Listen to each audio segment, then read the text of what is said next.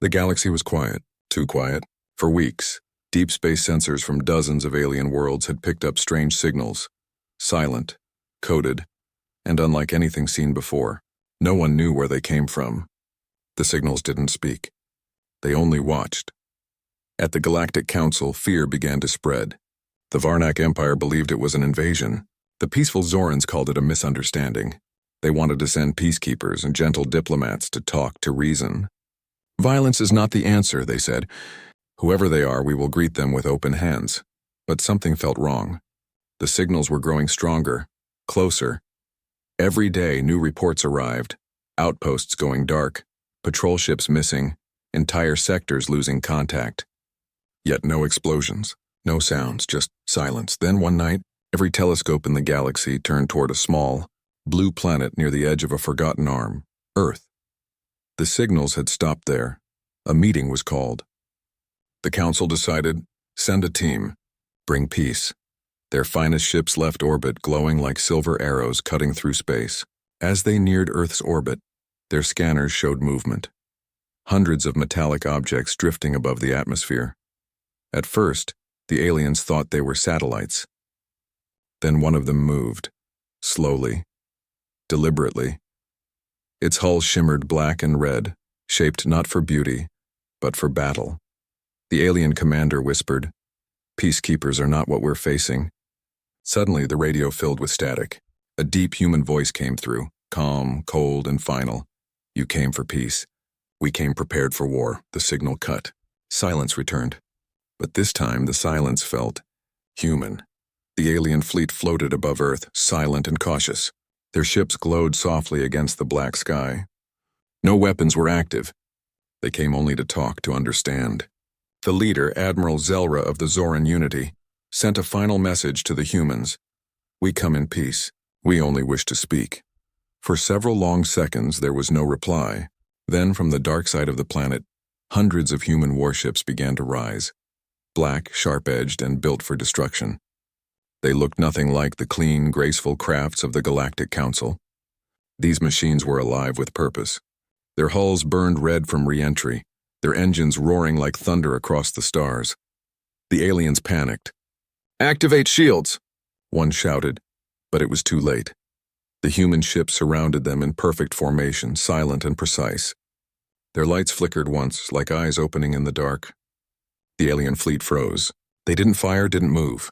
Even their sensors couldn't read what these human crafts were made of. The metal absorbed every signal, every scan. It was as if the ships were shadows themselves. Admiral Zelra tried again. "Please, we mean no harm." A human voice answered, colder this time. "Peace is earned through strength. You should have asked before you entered our sky." Then, for the first time, the aliens saw them. Human soldiers, standing on the decks, armor dark as night, faces hidden behind glass visors. They moved with mechanical precision. Not diplomats, not explorers. These were something else, Zelra whispered in fear. "What are they?" His second officer replied quietly. "They're not soldiers, sir. They're executioners." And in that moment, every alien realized the real mistake wasn't coming to fight.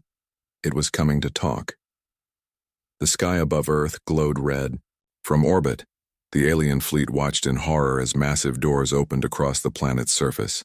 Hidden bases buried beneath oceans, deserts, and mountains.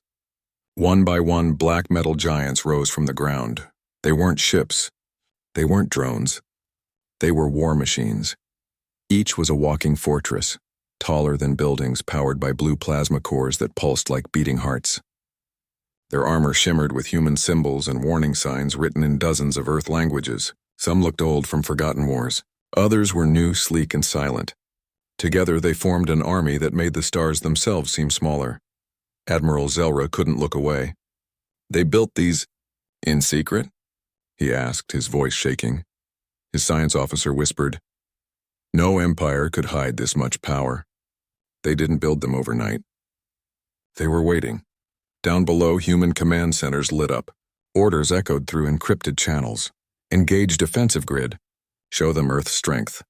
The war machines began to move, slowly, heavily, each step shaking the land.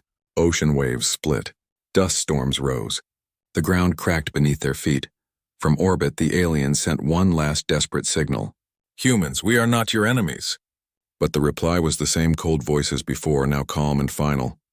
"We don't wait for enemies to knock. We meet them at the door." A beam of light shot from one of the human mechs in a single pulse, slicing an alien cruiser clean in half. Silence followed. Then, the machines turned their glowing eyes toward the stars. Admiral Zelra realized with dread. They weren't just defending Earth. They were preparing to leave it. The alien fleet drifted in silence. Half of their ships were gone, sliced apart by a single beam. The survivors pulled back, hoping the humans would stop.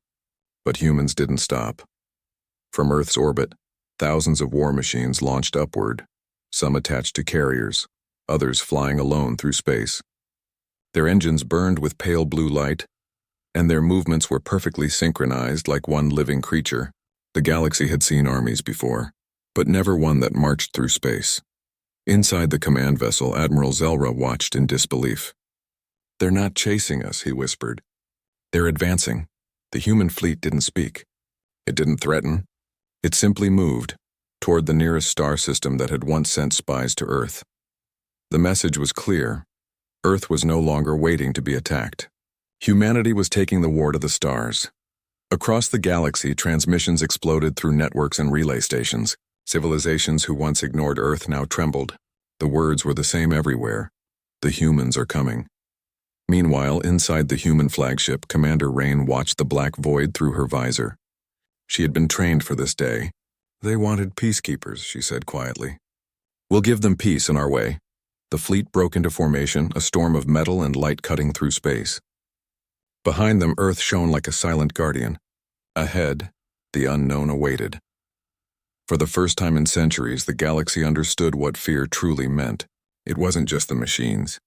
It was the humans, fragile, emotional beings, who had built them and controlled them with perfect resolve.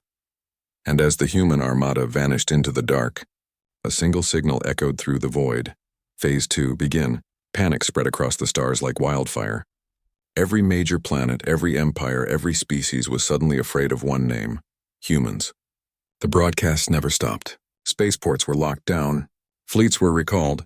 Even the mighty Varnak Empire ordered full defenses around their core worlds. Rumors grew faster than truth. Some said humans had created living machines that fed on energy. Others claimed their weapons could erase planets without sound. No one knew what was real anymore, only that entire systems had gone dark after contact. In the Galactic Council chamber, leaders shouted over one another. "We must talk to them," one cried. "You can't talk to monsters," another replied. No one wanted war, but no one knew how to stop it either. At the far end of the room, Admiral Zelra stood silent, watching the chaos. He had seen them, the humans, their eyes cold and focused. "They are not conquerors," he said softly. "They are protectors, but their way of protecting is destruction." Meanwhile, in deep space, the human fleet continued to move. They didn't destroy everything they saw. They only targeted old military outposts, abandoned weapon stations, and secret labs that once experimented on human prisoners. Each strike was precise. Each attack had purpose, but to the rest of the galaxy it looked like invasion. Worlds burned. Communications failed. Fear became truth. In the shadows, some alien factions began to form alliances. "We must unite," one commander said, "or humanity will own the stars."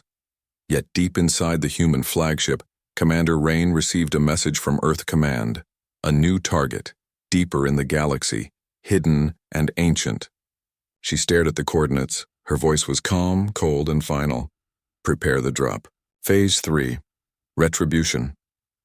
The stars ahead flickered as the human fleet entered the ancient sector, a forbidden region of space once ruled by the Dominion, the same empire that had enslaved early human colonies long ago. It was here that humanity's story of suffering had begun, and now it was where it would end. Commander Rain stood at the center of the war room. Around her, holographic maps showed hundreds of red dots, enemy stations, shipyards, and old weapons platforms. "No mercy," she ordered quietly. "Not this time." Outside, the war machines formed a wall of light, their cannons charged with silent blue energy, humming low like thunder before a storm. When the first shot was fired, it was not just an attack, it was judgment. The Dominion's defenses fell within minutes. Their ships shattered like glass, their messages turning into desperate cries. "We surrender. We surrender." But humanity didn't answer. They remembered the screams of their ancestors, the burned colonies, the broken promises. This was not conquest. This was closure. Admiral Zelra, watching from far away, could only whisper, "They are not fighting for power. They are fighting for memory." As the last Dominion stronghold fell, Rain gave her final command, "End transmission. Let the galaxy watch," and so they did. Billions across the stars saw it. The rise of a new power born not from greed but from pain.